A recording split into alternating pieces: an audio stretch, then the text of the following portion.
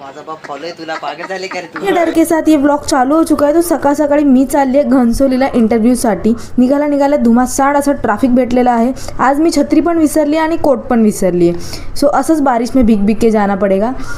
जे लोक रोज रेग्युलरली ट्रेनचा प्रवास करतात कामावर जाण्यासाठी त्या लोकांना माझा हॅट्स ऑफ आहे यार.